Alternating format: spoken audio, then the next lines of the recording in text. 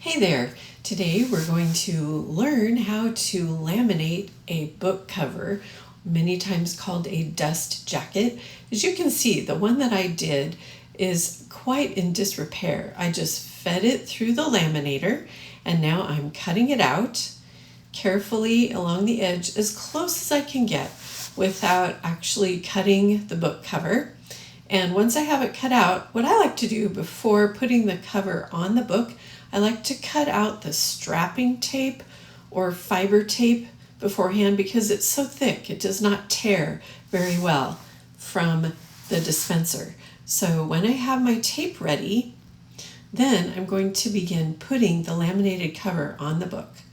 I just line it up and I try to bend it over where I see that the natural fold was when I laminated it.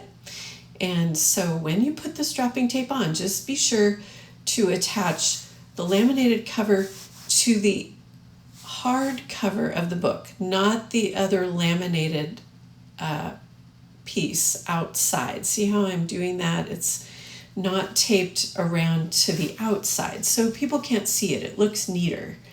And then just turn the book over, do the same thing to the other end, putting the strapping tape kind of close to the edge right there, and then carefully attaching it on either end. So in that way you can have a much better looking book cover for a book that maybe the cover was damaged. And this is especially great if your budget does not allow for Mylar book covers. So there you go. That is how you laminate a book cover that looks much better.